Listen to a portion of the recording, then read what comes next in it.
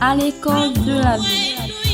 Une émission de la radio Manichipat présentée par le père Claver Bundja tous les vendredis à 16h et en rediffusion les dimanches à 13h30.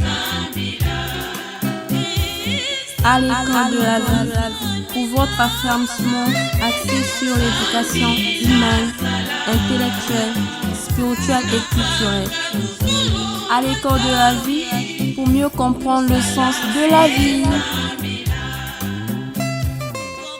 Chers amis auditeurs, chers frères et sœurs, bonjour. Notre émission à l'école de la vie d'aujourd'hui va être dans la continuité du thème abordé la fois dernière concernant l'alternation ou les changements du soir au matin.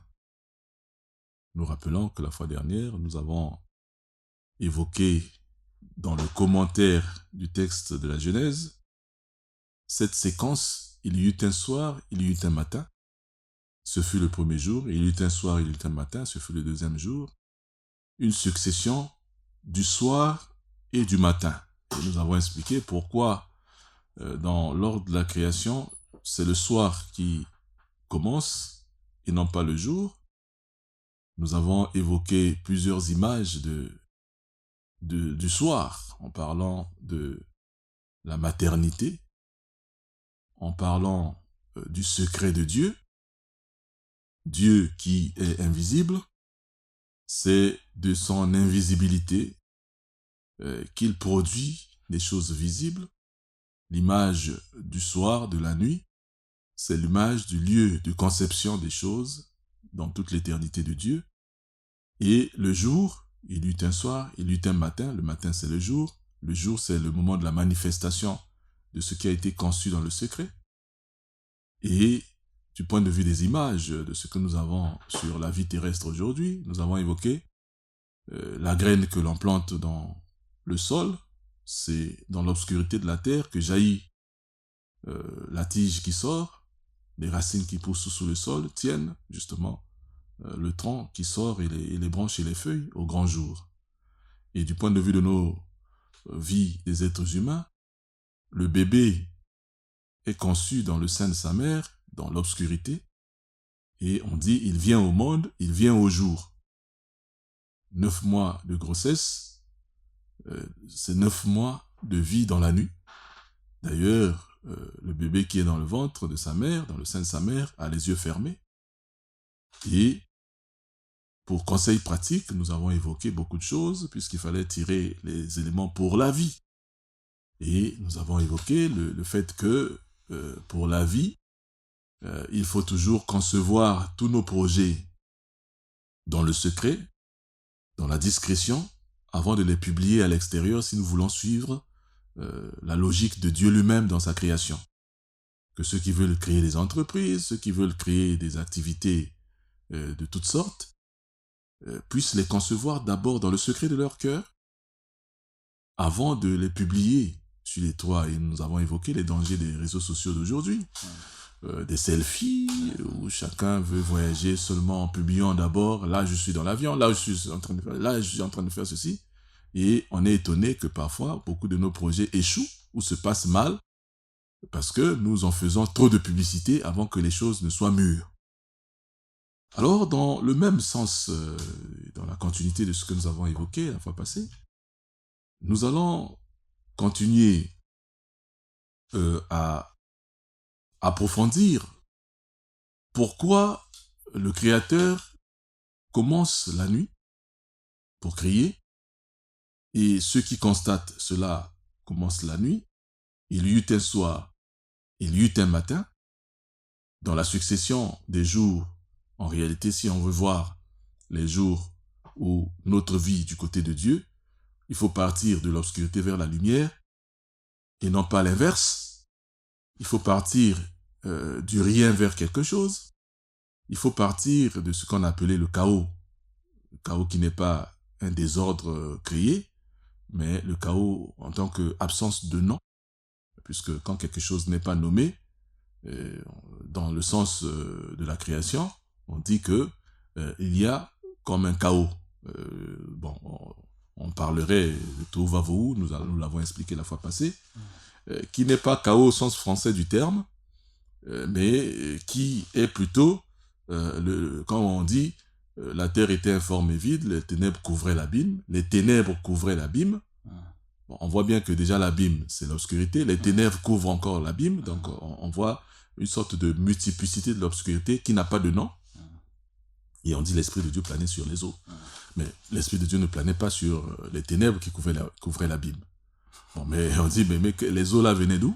L'Esprit de Dieu planait sur les eaux alors que, on disait qu'il n'y avait encore rien. Non. Dans le projet de Dieu, de toute éternité, puisque Dieu est éternel, tous ses projets sont aussi éternels. Alors, est-ce que le monde matériel est éternel? D'une certaine manière, oui. Non pas en tant que matériel, mais en tant que conception de Dieu. Donc Dieu, de toute éternité, avait déjà projeté, voilà, de créer un monde, de créer ce que nous sommes, de créer tous les éléments. Alors donc, s'il est éternel, ça veut dire que ses projets sont éternels. Mais le monde est éternel en tant que projet, alors le monde devient matériel, fini, en tant que projet réalisé. Aujourd'hui, dans le même ordre des idées, en voyant la succession d'il eut un soir et il eut un matin, nous voulons insister aujourd'hui sur la primauté de la nuit, la primauté de l'obscurité, avant, justement, dans la succession de notre vie, de réaliser ce que nous sommes, de réaliser ce que nous faisons. Alors, on pourrait intituler cette émission apprendre à dormir. Voilà. Comment capitaliser en suivant la logique de Dieu lui-même, comment apprendre à passer la nuit. Il y eut un soir, il y eut un matin, ce fut le premier jour. Il y eut un soir, il y eut un matin, ce fut le deuxième jour, et on voit jusqu'au sixième jour, Dieu crée l'homme. Et la fois passée, on avait évoqué aussi le fait que même pour créer la femme, la Genèse dit qu'il a fait endormir l'homme. Et là, on ne l'avait pas peut-être assez évoqué. Pourquoi c'est dans le sommeil d'Adam que Dieu tire Ève de son côté. Bon, on peut tomber dans beaucoup d'interprétations, mais ce que l'auteur de la Genèse veut nous faire voir, c'est de dire que oui, mais les grands projets, même de partenariat, puisque l'homme cherchait à avoir un collaborateur, il a vu toute la création convienne. Il a vu le reste, voilà. Là, ça ne lui convenait pas. Voilà. Ça vient de la nuit.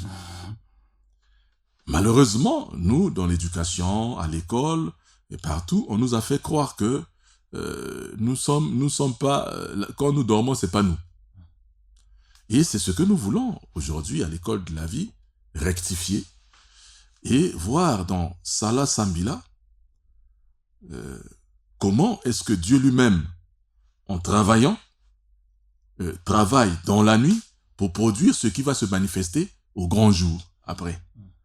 Et pour dire que dans le mouvement de Salah Sambila, il y a cette dimension de combiner ce que nous sommes dans la nuit et ce que nous sommes en plein jour. Si nous essayons de faire quelques calculs, si on dit que la journée ou le jour a 24 heures, on remarquera que beaucoup d'entre nous dorment entre 6 heures et 8 heures, ce que les gens conseillent et tout le reste. Mais donc ça veut dire que près du tiers de notre existence sur Terre se passe dans le sommeil. N'est-ce pas? Ben, on peut se poser une première question.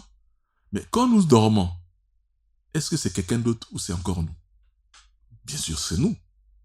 Mais qu'est-ce qu'il faut faire du tiers du temps de l'existence qui se passe dans le sommeil? Mais quand on voit l'évolution des enfants, l'enfant fait 9 mois dans le sein de sa mère, en général, et les 9 mois, c'est dans l'obscurité. Et quand l'enfant sort du ventre de sa mère, oui, il apprend à voir, mais l'enfant, le bébé, passerait plus de temps à dormir. Et c'est progressivement qu'il va prendre du temps pour rester éveillé. Et si on essaie de faire les calculs par rapport à l'observation, on verra que les premières années de la vie, l'enfant passerait presque 2/3 de son temps à dormir. Progressivement, ça va se réduire à 1/3. Surtout vers l'âge de 7 ans, 8 ans, ça va se réduire à 1/3. Et on voit bien que, même dans le mouvement de la croissance, le mouvement de la vie, et les observateurs diraient que si l'enfant ne dort pas bien, sa croissance sera perturbée. Alors donc, ça veut dire qu'un enfant, pour bien grandir, il doit bien beaucoup dormir. Beaucoup dormir, suffisamment dormir. Et donc, c'est pendant le sommeil que les grandes opérations de la croissance se réaliseraient. Alors, on voit bien la part, mais l'enfant qui dort, mais ferme les yeux. Et je disais, du point de vue phénoménologique, on peut se poser la question, pourquoi quand nous voulons dormir, nous avons à rabattre nos paupières, comme pour entrer en nous-mêmes, à l'intérieur de nous-mêmes, mais dans l'obscurité de la nuit. Et pour bien dormir, il faut toujours être dans un environnement où il n'y a pas assez de lumière pour que le sommeil soit profond. Mais alors, tous ces éléments nous montrent que le sommeil qui se passe la nuit, pas des siestes de la journée, le sommeil qui se passe la nuit a un rôle fondamental, non pas seulement du point de vue physiologique et biologique de notre vie, mais du point de vue spirituel.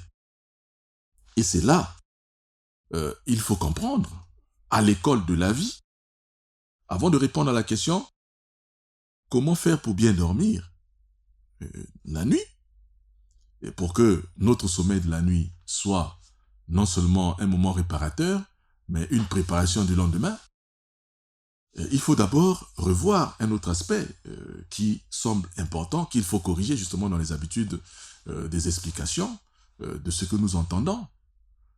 Nous parlons de la croissance spirituelle. Nous parlons de l'évangélisation, la bonne nouvelle.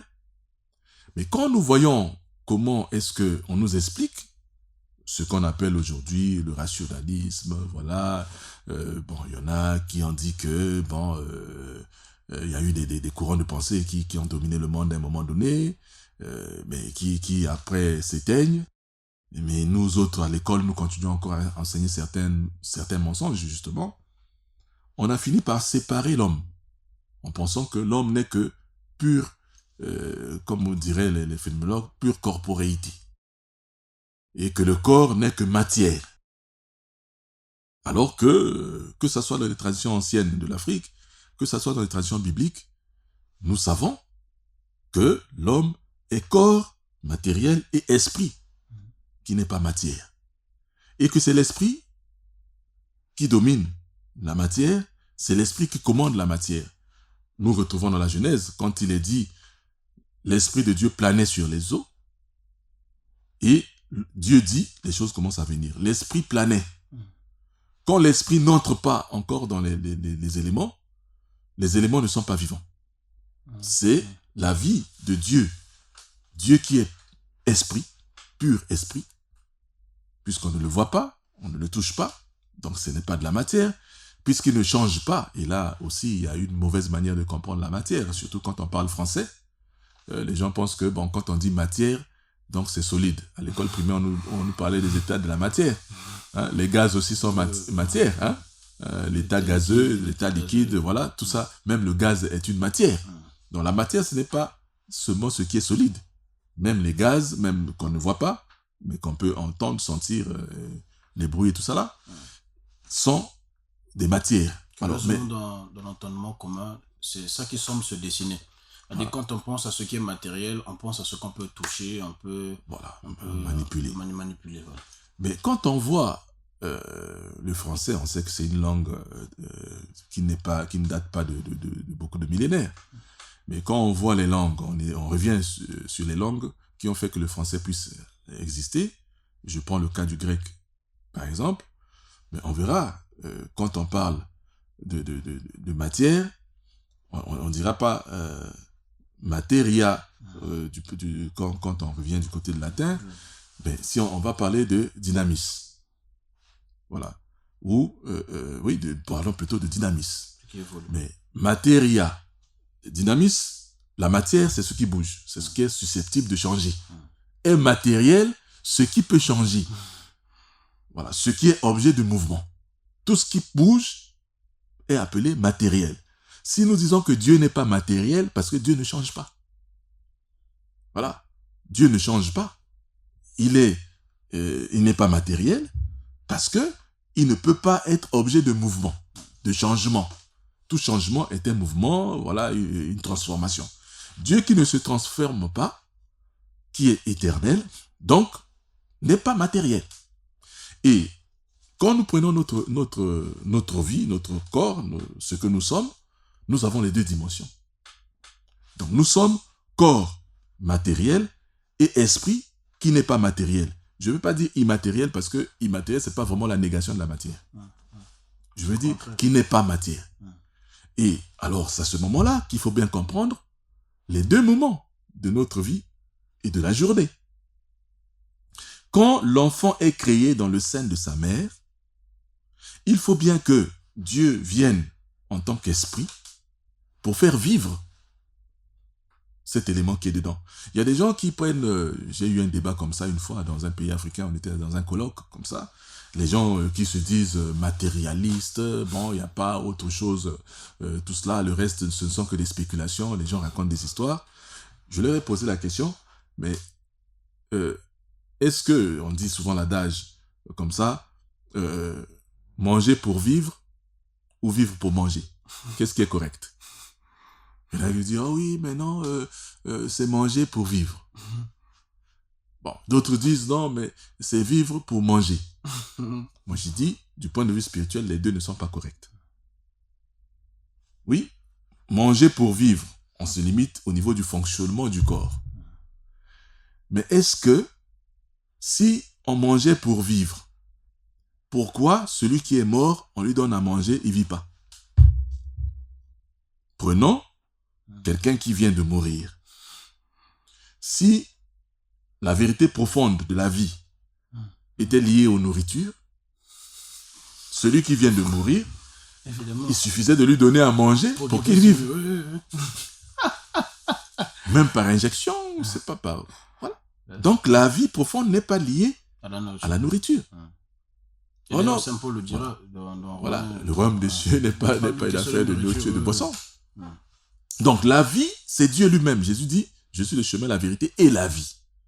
Alors la question c'est, comment la vie de Dieu est transmise aux créatures matérielles pour que ces créatures puissent vivre? Donc c'est la dimension de l'esprit que nous avons. La dimension spirituelle que nous avons, c'est donc une sorte de part de Dieu. C'est pour ça que dans la Genèse, on va dire, Dieu a soufflé. Roi Yahweh, donc on va dire, bon, mais donc le souffle de Dieu, la respiration, oui, ça se manifeste, la vie en nous, quand nous respirons. Voilà, on respire, c'est signe que la personne vit encore. Bon, voilà, il y a la respiration, mais c'est ça le souffle. Et je disais à un étudiant qui commençait à contester ce que je dis, il dit, mais oui, mais quand nous dormons, nous ne réfléchissons pas. Pourquoi nous continuons à respirer?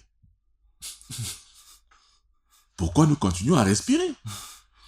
Mais oui, on a vu pendant les histoires de coronavirus, justement, bon, les gens mettent des masques, on dit, mais oui, mais ça pose problème. Moi, je disais à certaines personnes, mais Dieu nous a fait, et surtout nous en Afrique, avec des nez énormes, pour bien respirer, pourquoi nous allons boucher les narines avec les masques? Avec les masques.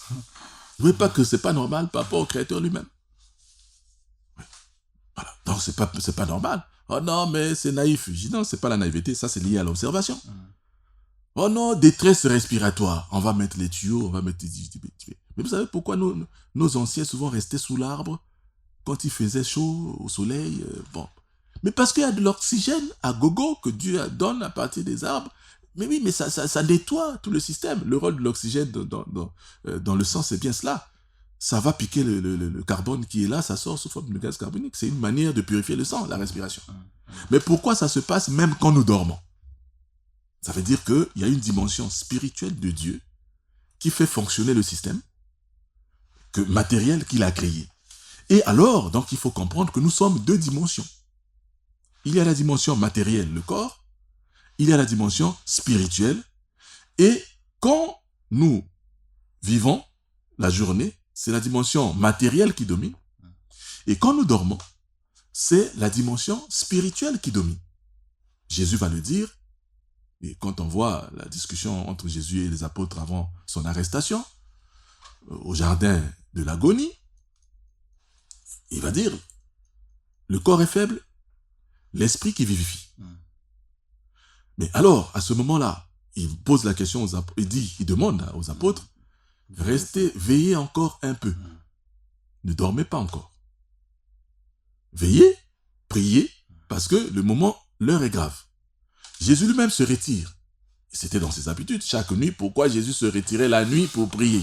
On ne s'est jamais posé cette question suffisamment. Il laissait tout. Il laisse tout, il se retire la nuit pour prier.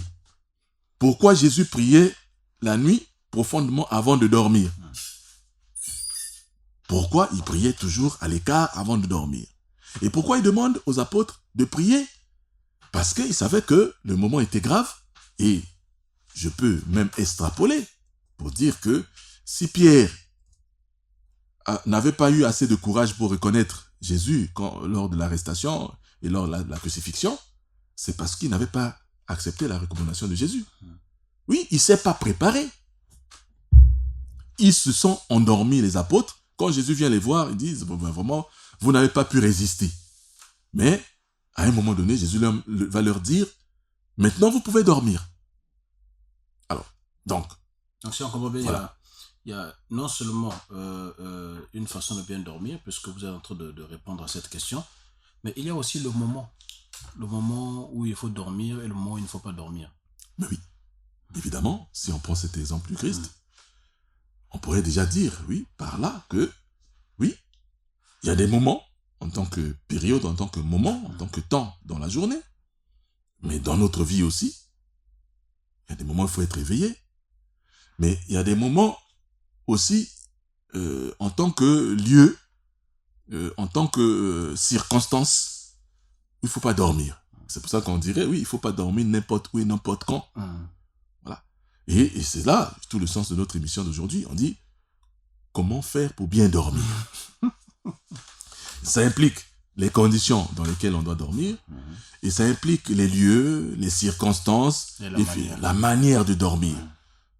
Voilà, la manière de dormir. Et d'ailleurs, quand on parle de manière de dormir, on voit, j'ouvre une parenthèse, parfois aujourd'hui, beaucoup de gens font beaucoup de bruit sur les questions de maris de nuit, des femmes de nuit. Moi je vois des femmes de nuit, des maris de nuit. Bon, il y a des églises qui ouvrent, qui spécialistes pour chasser les maris de nuit, pour chasser les femmes de nuit. Ça devient comme des boutiques, c'est des business aujourd'hui. Mais nous avons rencontré un certain nombre de femmes comme ça, qui disent, ah oui, mais mon père, j'ai souvent des maris de nuit. On voit bien dans des lieux de formation, que ce soit dans les séminaires, que ce soit dans les couvents. C'est aujourd'hui peut-être de moins en moins, mais dans l'ancien temps, on insistait sur la manière de dormir, voilà, la taille du lit. La taille du lit. Donc on dit, bon, mais les lits des missionnaires, les lits de ceci, pourquoi c'est petit?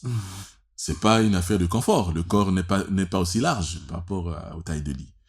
Et je disais à cette dame, je dis, mais oui, mais comment tu dors? Elle était déjà étonnée. Elle dit, bon, mon père, moi je pensais que vous allez faire des prières pour chasser l'esprit des maris de nuit. Vous commencez à me poser des questions comme ça. Je dis, vous êtes malade, vous êtes venu chez le médecin, c'est le médecin qui doit vous donner les orientations de soins. Donc suivez ce que je vais dire. Oh non, mais souvent ça dépend, je dors à plat ventre. Bon, je dis, ça c'est déjà un problème. Bon, à quel moment de votre vie, du mois, ça arrive? Oh, c'est à telle période. Je dis, bon, j'ai compris.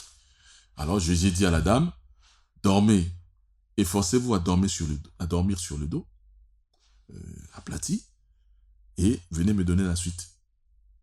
Elle revient un mois après, et dit, mon père, voilà, je n'ai plus eu ça. Alors je lui ai dit, bon, mais vous voyez, tous les éléments sensibles du corps humain sont devant. Du côté du dos, il n'y a pas d'essence. Donc, certains cas des maris de nuit, des femmes de nuit, c'est quand on dort à plat ventre, les frottements avec le lit, avec les draps, avec les coussins, avec beaucoup de choses qui font, ça vous suscite un certain nombre d'éléments. Et puis bon, voilà, ça crée des rêves érotiques ou érogènes, selon ce qu'on peut imaginer. Mais nous savons qu'effectivement, il y a des esprits qui possèdent les gens, qui peuvent entraîner cela.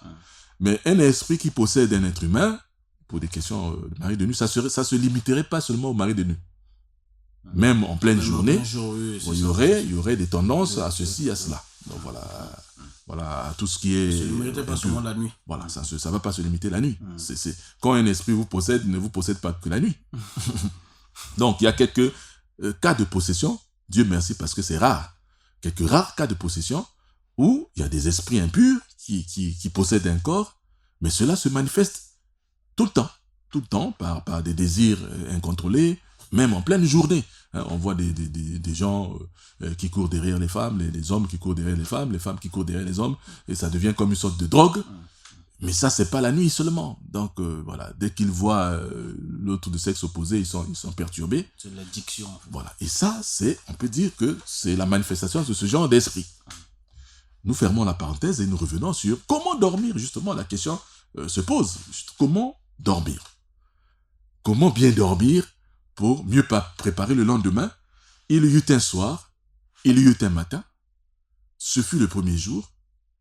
Et dans le sens de Salah Sambila se passe même dans le sommeil. Et d'ailleurs, on pourrait même dire que le moment de la grande manifestation de Salah Sambila, la grande période où nous pouvons rencontrer Dieu de manière beaucoup plus spécifique, c'est quand nous dormons. Il faut donc commencer d'abord par reconnaître que nous sommes corps et esprit, et que quand nous sommes éveillés, c'est notre corps qui domine. Quand nous dormons, c'est notre esprit qui domine. Or, Dieu est esprit. Ça veut dire que le meilleur moment où notre esprit rencontre Dieu, c'est quand nous dormons. Le meilleur moment, je mets ça au conditionnel, où notre esprit pourrait rencontrer Dieu, c'est quand nous dormons. Le psalmiste, Dieu comble son bien-aimé quand il dort. Dieu comble son bien-aimé quand il dort. Et à ce moment-là, on souligne, son bien-aimé, pas n'importe qui. Dieu comble son bien-aimé quand il dort. Mais alors, là, il y a deux volets. Quand il dort, il le comble, mais il est d'abord bien-aimé. Alors, mais il est bien-aimé de Dieu la journée, à travers ses actes, à travers son salah et son sambila. C'est ça. Et à ce moment-là, la question, Jésus l'avait bien explicité. Le bien-aimé de Dieu, quand il dit à Pierre, m'aimes-tu plus que ceux-ci, prends soin de mes brebis. Voilà, Seigneur, tu sais que je t'aime. Quand on traduit ça en français, c'est ce mot m'aimes-tu, mais quand on lit la version grecque de ce passage de Jean, l'évangile de Jean, on voit bien que c'est, agapasmé. Donc il dit d'abord agapasmé, après il dit philéismé. Donc il dit, on peut dire, m'aimes-tu comme un frère? Voilà. Pierre dit oui, à 2 reprises. Après, à la fin, il dit, mais m'aimes-tu vraiment la filia comme un ami? M'aimes-tu comme un ami? C'est-à-dire, celui qui peut garder mes secrets, celui qui peut agir en ma place, celui qui peut me remplacer. L'ami à qui je fais confiance. Voilà. Donc, voilà, Dieu comme son bien-aimé. Donc, comme l'ami, son ami. Mais être ami de Dieu, c'est garder ses commandements. Jésus va le dire. Celui qui m'aime garderait mes commandements. Et alors, à ce moment-là, Dieu nous comble, donc Dieu nous donne la journée pour devenir ses bien-aimés. Devenir ses bien-aimés en respectant ses commandements, en agissant selon ses commandements, de sorte que le soir, il nous comble de beaucoup de force encore, de sorte que quand nous dormons, voilà, nous le rencontrions et nous préparions le lendemain pour encore mieux agir dans la croissance. Et justement, c'est là où ça nous ouvre la porte de comment faire pour bien dormir. Nous avons déjà là une première réponse. Pour que il y eut un soir, il y eut un matin, que le soir soit le vrai lieu de rencontre de Dieu dans notre sommeil, et c'est là où nous pouvons avoir des songes où Dieu nous oriente ceci, cela, pour le lendemain, il faut donc que notre journée soit le lieu de garder les commandements de Dieu.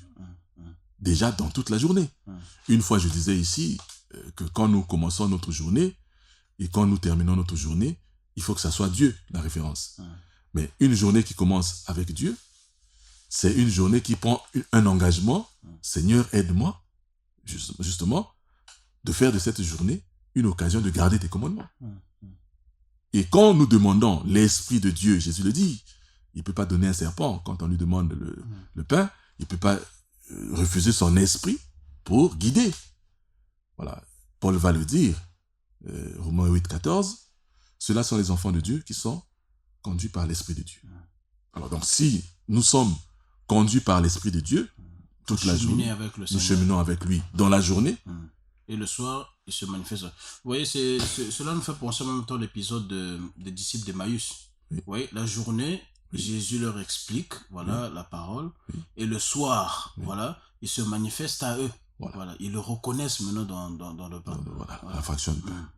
Voilà, dans la fraction de pain, ils le reconnaissent, le soir tombant. Il dit, bon, mais voilà, je me fais semblant de partir. Après, il dit, mais oui, mais reste avec nous. Voilà, donc là, ils implorent que le Seigneur reste. La prière, évidemment. Donc, avant d'aller dormir, il faut prier. Voilà. Il dit, reste avec nous. Donc, il ne faut pas dire, bon, l'Esprit de Dieu m'a guidé toute la journée. Vraiment, je suis la tête et non pas la queue. J'ai eu des victoires sur mes ennemis toute la journée. Seigneur, à la fin de la journée, Seigneur, merci parce que tu m'as aidé à guider comme ça. Bon, à demain. Je sais pas comme ça. Il faut demander qu'il reste. Mais oui. Parce que justement, c'est la nuit qui va préparer le lendemain. Et à ce moment-là, justement, nous avons une première réponse. Voilà. Pour que le soir soit un moment fécond, quand nous dormons, il faut donc déjà que la journée soit un moment de respect des commandements de Dieu. Mais il y a l'instant même où nous voulons dormir. Puisque nous disons, comment bien dormir? Justement, il y eut un soir, il y eut un matin, le jour sort de la nuit, et non pas l'inverse. Il y eut un soir, il y eut un matin. Nous passons plus de temps à dormir quand nous sommes petits, plus nous entrons dans les activités, nous dormons moins. Mais nous savons que c'est la nuit où nous concevons les choses les plus importantes, que ce soit biologiquement, que ce soit du point de vue professionnel, que ce soit dans tout ce que nous faisons. Alors, comment faire pour bien dormir? On peut aussi transformer la question. Comment faire pour que le soir tombant, quand nous dormons, notre sommeil soit le moment de la rencontre de Dieu? Et non pas d'aller chercher une évasion des esprits mauvais et tout ça là. Parce que justement, j'ouvre encore une autre parenthèse, parce que de parenthèse en parenthèse, nous évoluons. Mais il y a un élément important que les gens, surtout dans nos milieux, on voit bien, on parle trop de sorcellerie. Les gens vont se dire, mais oui, mais comment font les sorciers qui sortent la nuit pour aller ensorceler? Oui, vous savez, comment font les sorciers? Bon, moi, si je me mets à expliquer, il y en a qui vont dire, oui, peut-être que je suis sorcier avec eux. Non, non. Mais, non. On va dire, comment les sorciers font pour aller ensorceler la nuit? On va dire, on a attrapé une vieille maman dans un quartier, le matin, accrochée sur des fils de séchage des vêtements. Bon, voilà, elle ne peut plus s'envoler parce que voilà, la journée est venue. Voilà, il n'y a plus de carburant. Voilà, plus de carburant. Bon, tel volet cogné par la croix de l'église est tombé quelque part, on vient, le pied cassé, qu'est-ce que, non, quand je volais par ici, j'ai cogné. Bon, comment les gens font pour voler la nuit et aller, voilà. Mais c'est là où on doit comprendre, justement, un élément, pour bien dormir. Les sorciers pour dormir, ou bien même ceux qui sont, je pourrais dire, des normaux, ils finissent par devenir sorciers quand ils font une chose avant de dormir. Ils multiplient les pensées de la haine, de la jalousie, du mal en général, contre les autres. Des énergies négatives. Voilà. Tout ce qui est négatif, tout ce qui est pensée négative, tout ce qui est colère, tout ce qui est... Voilà. Et nous transmettons ces pensées-là à notre esprit qui commande le sommeil. Et alors, notre esprit, pendant le sommeil, au lieu d'aller rencontrer les esprits bienheureux, des anges de Dieu, des saints, des bons ancêtres et finalement de Dieu lui-même. Alors, notre esprit, parce que rempli de haine, de colère et de mauvaise pensée, de tout ce qui est négatif, alors, puisque nous voulons faire le mal, en pensant le mal, nous voulons le faire. Quand quelqu'un dit, par exemple, voilà, celui-là, il faut qu'il arrive telle chose. Et il faut que ce qu'il a mangé puisse s'arrêter dans sa gorge. Bon. Vous avez des pensées comme ça. Vous dormez au moment où vous voulez dormir. Vous dormez avec. Mais à force de le faire, vous devenez sorcier. Parce que, justement, vous allez entrer dans le monde spirituel avec des mauvaises pensées, des pensées négatives. Ce sont ces pensées-là qui servent d'orientation, de courroie vers les mauvais esprits qui planent aussi, qui trouvent en vous leur allié. Et c'est là où vous allez voir dans le rêve qu'on est en train de vous initier. De la même manière que Dieu comble son bien-aimé, de la même manière aussi les sorciers viennent combler ceux qui leur ressemblent. Les esprits sataniques, les esprits mauvais viennent vous recevoir. Au lieu d'être comblés par Dieu justement en dormant, puisque vous n'êtes pas bien-aimé de Dieu, vous nourrissez le négatif, vous nourrissez la haine, vous nourrissez le péché. Et en dormant, justement, vous allez dans le monde de ces esprits-là, qui sont en train d'errer, qui n'attendent que les associés. Oui, il y a des gens qui vont parler, oui, mais dans certaines cultures africaines, est-ce qu'on croyait à la réincarnation? Non. Que ça soit du côté biblique, que ça soit dans les cultures anciennes de l'Afrique, on ne peut pas parler de la réincarnation parce que les gens vont dire, oui, il y a eu des esprits de ceci qui n'ont pas accepté, il y a des anthropologues qui ont écrit cela, mais qui en réalité n'ont rien compris. C'est pas la réincarnation, c'est des associations des esprits. Autrement dit, quand nous disons par le baptême, on donne l'onction, le Saint-Crème, on dit, bon, voilà, que l'Esprit de Dieu s'empare de la personne, effusion de l'Esprit, la Pentecôte, voilà, on consacre le corps à l'Esprit Saint, à l'Esprit de Dieu. L'Esprit qui habite en nous, voilà, commande notre esprit et nous guide vers les choses de Dieu, l'Esprit aux 7 dents, voilà, il nous donne la sagesse de Dieu, il nous donne l'intelligence de Dieu, il nous donne tous les dons et tout ce que nous pouvons appeler les vertus théologales, ainsi de suite. Ça, c'est l'œuvre de l'Esprit en nous, avec ses fruits. Mais l'inverse est aussi vrai, du côté des mauvais esprits. Quand vous êtes justement rempli de haine, de mauvaises pensées, ça se passe quand vous dormez, vous ouvrez donc la porte à une consécration spirituelle des mauvais esprits. Et ces mauvais esprits-là viennent en vous par vous-même, puisque c'est vous-même qui ouvrez la porte. Voilà. Et à ce moment-là, justement, ils vous donnent aussi leurs dents. Mais oui. La haine, la jalousie, c'est-à-dire vous devenez les gens du mal dans la journée. Déjà, et le lendemain, quand vous allez vous réveiller, vous serez rempli toujours de cette même haine, vous allez poser des actes mauvais. Et quand vous dormez, vous allez amplifier ces mêmes forces-là qui vont travailler en vous. Donc en réalité, ce n'est pas la réincarnation. Parce que quand les gens voient, on dit, bon, c'est des cycles, voilà, quand quelqu'un n'a pas bien accompli sa vie sur Terre, bon, voilà, c'est un ancêtre qui revient, qui entre en cette personne-là, c'est la réincarnation. Non. Ce n'est pas... La réincarnation est une fausse doctrine, même l'Afrique ancienne n'a jamais reconnu cela. En réalité, ce n'est qu'une affaire de collaboration des esprits. Dieu a créé certains êtres qui sont purs spirituels, depuis leur création, que nous appelons les anges, que nous appelons ceci et cela. Il y en a des anges qui sont déchus en démons, et ainsi de suite, parce qu'ils ont choisi le mauvais côté, librement. Mais il y a des êtres qu'il a créés, corporels, physiques, voilà. Et donc, les êtres corporels peuvent collaborer avec certains êtres spirituels librement, et du côté du bien et du côté du mal. Donc, ce n'est pas la réincarnation de ces êtres qui sont des purs esprits qui reviennent comme cela. Mais quand on parle de l'incarnation des mauvais esprits, ce sont des alliances que les gens font volontairement. Et ça peut avoir des retombées dans la famille, de génération en génération, parce que, oui, les enfants sont éduqués aussi dans cette haine-là, de l'autre, ainsi de suite, et puis on grandit dans le mal.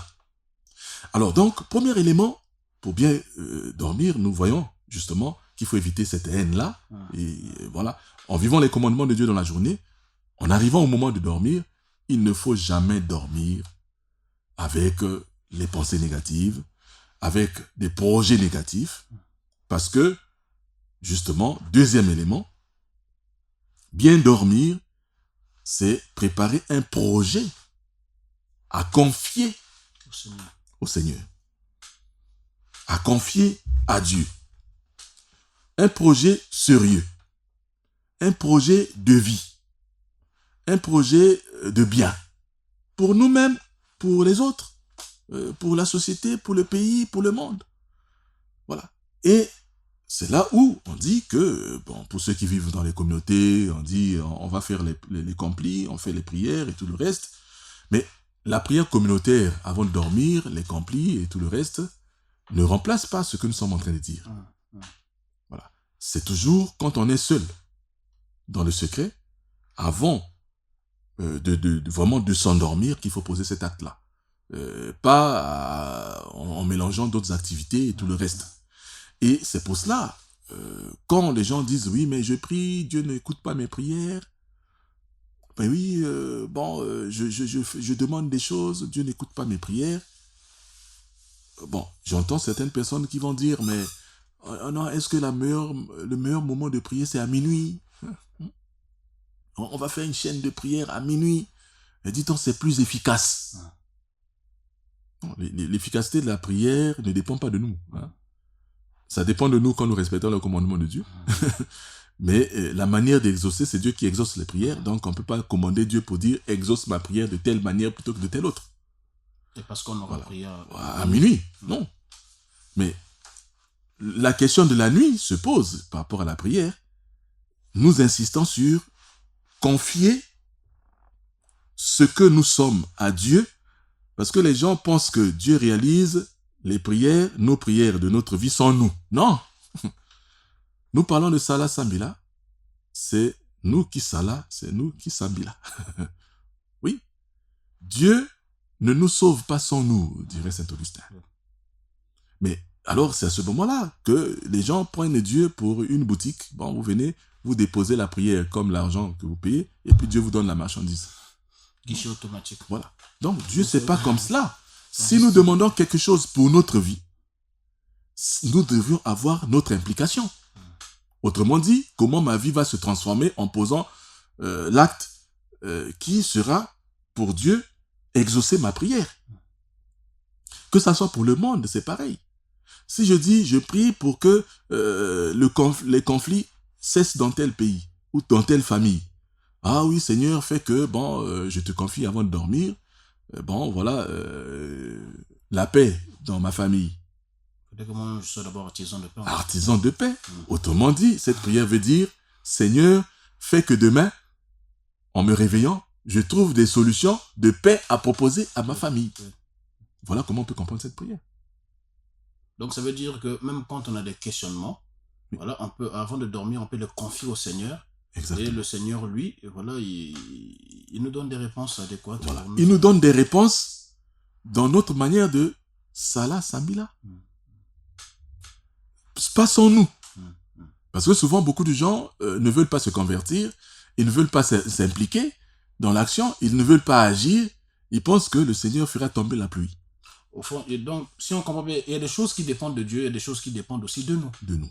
Donc, nous avons souvent tendance à tout remettre à Dieu, c'est comme si c'est seulement lui qui devait faire, mais nous aussi, nous avons notre part. Nous avons notre part, puisque c'est notre salut. Et c'est le salut de ceux que nous voulons être sauvés. Donc, au fait, c'est le salut de nos frères et sœurs, c'est l'action de Dieu dans notre vie. Mais l'action de Dieu dans notre vie, c'est une transformation de notre vie. Nous orienter à faire sa volonté, et c'est en faisant sa volonté que nous sommes sauvés. Et c'est en faisant sa volonté que notre vie s'améliore. Que toutes les activités, notre mission de vie, nous l'avons évoqué une fois ici, que notre mission de vie s'accomplit. Et donc, c'est à ce niveau-là que nous voyons cette deuxième dimension, justement, de comment bien dormir. Il faut donc préparer un projet, mais un projet de vie qui, au fait, en réalité, c'est qu'est-ce que je veux faire le lendemain pour améliorer cette situation. qu'est-ce que je vais faire comme le lendemain pour donner une réponse aux gens qui sont venus m'interroger en ton nom? On dit souvent la nuit porte conseil, mais ça dépend de quelle nuit. Parce qu'il y en a qui vont dire, bon, oui, je vais dormir avec une femme qui, la nuit me donne des conseils. Ouais. Bon, vous voyez, chers frères et sœurs, chers amis auditeurs, que le thème est vaste. Donc aujourd'hui, oui, nous avons évoqué seulement ces deux aspects. Comment bien dormir. La fois prochaine, nous allons poursuivre dans le même sens. Pourquoi la nuit vient avant le jour? C'est le Créateur qui a établi le mouvement comme cela. Et dans le rythme de notre vie, dans la croissance, l'école de la vie commence dans la nuit. Oui, c'est la nuit qui est le lieu, le secret de ce que nous allons faire le lendemain. Donc, c'est la manière de concevoir et de passer la nuit qui nous permet de mieux envisager les lendemains meilleurs. On l'aura compris, chers auditeurs, que notre foi n'est pas une foi inactive. Elle est essentiellement basée sur des actions, mais des actions orientées par le Seigneur lui-même en fonction de la mise en œuvre de sa volonté. Donc, savoir dormir, c'est en même temps nous ouvrir et nous soumettre à Dieu pour qu'il nous oriente sur les bonnes actions à poser afin que sa gloire se manifeste et que son salut se matérialise. Voilà, Père, merci beaucoup pour cet enseignement. Et c'est un enseignement qui va continuer puisque la prochaine émission, voilà, vous allez encore entrer en profondeur pour nous aider à entrer dans cette école de la vie et en sortir avec des notions qui servent pour notre existence et notre quotidien. Quel est donc le mot de la fin pour... Oui, la fin, c'est cela. C'est que l'on prenne du temps. Ceux qui écoutent ces émissions, qu'ils disent aux autres, qu'ils partagent les heures d'antenne et tout cela, où l'émission passe.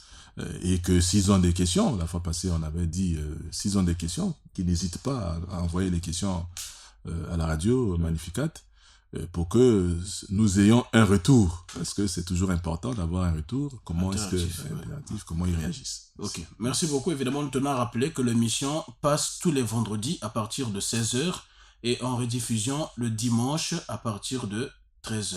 Voilà. Le numéro par lequel vous pouvez envoyer vos interrogations, c'est le suivant, 06 811 01 06. 06 811 01 06. Laissez-nous un message et le Père se fera le plaisir de vous répondre. Merci beaucoup et nous disons donc, mon Père, au revoir. Au revoir. Voilà, à la prochaine.